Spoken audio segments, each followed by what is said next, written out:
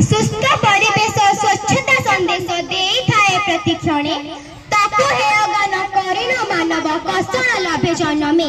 सम्माननीय सभापति महोदय, पूज्य गुरुजी गुरुमा वृंद, एठारे उपस्थित थिबा मोर छोट बड़ भाई भौणी माने ओ मोर सहपाठी गण एवं श्रद्धेय प्रतियोगी गण, आज ए तर्कर विषय वस्तु हेउछि परिवेश सुरक्षा बनाम उन्नतिमूलक कार्य।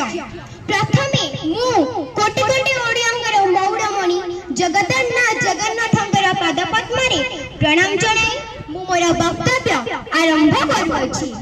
इंग्रजी प्रमाद अछि, the nation that destroys it's soil destroys it's environment. आम चतुर्पार्श्वरे थिबा प्रत्येक जिनिस तार पारिपार्श्विक चतुर्पार्श्वको जल स्थल वायु नै आमर परिवेश गठित।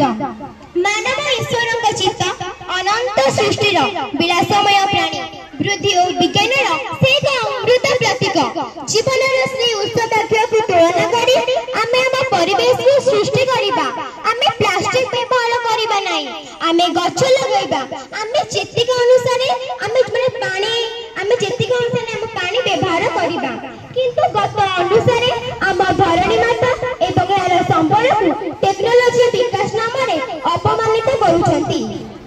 आमे जेतिकी वृक्ष लगाइबा सेतिकी आमे सबुबेले वृक्ष लगाइबा। तेणु कथा अछि परा, लगाओ गछ नथियो वृक्ष हसिब परिवेश, परिवेशर सुरक्षा करी गछ पाउची जस। प्रथमे मु एठी समस्तंकु गछ लगाइबाकु अनुरोध करिबी एवं प्लास्टिक व्यवहार करिबानी, कारण परिवेश प्रदूषण मुख्य कारण होची प्लास्टिक व्यवहार करिबा।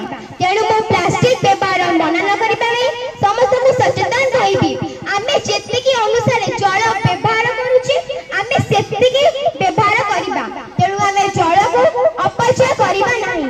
वैज्ञानिक मानक आकलन अनुसार आम पृथ्वी रे 1 डिग्री वृद्धि घटिले समस्त बरफ पहाड़ तरलिबाको लागिबो। फଳରେ पृथ्वी एवं जल समाधि कृषि क्षेत्र धीरे धीरे उत्पादन शक्ति हराउछि। महाबात्या सुनामी इत्यादि सूचना पाई ମଧ୍ୟ मनीष बुझी पारुनी। तेणु अम्लीय ऑक्साइड क्लोराइड और आर्सेनिक अम्ल ମଧ୍ୟ मनीषर निद्रा भंग करि पारिनी। तेणु कथा अछि परा, जेई सोइबो जी ताको उठाइबो किए। वर्तमान जगिबार समय उपस्थित। परिवेश प्रदूषण को कमाइबा एवं आमे प्लास्टिक व्यवहार करिबा नाही। जदि आमे प्लास्टिक व्यवहार करिबा त परिवेश प्रदूषण होबो। तेणु मु समस्तंकु एठी जे उपस्थित अछथि मु समस्तंकु परिवेश प्रदूषण न रोकिबा पई परिवेश प्रदूषण रोकिबा पई मु अनुरोध करिबी। तेणु मो मतरे समस्त आमे गछ लगाइबा, परिवेश प्रदूषण को रोकिबा। मु एति कहि मोर वक्तव्य को शेष करूछि। जय हिंद, जय भारत।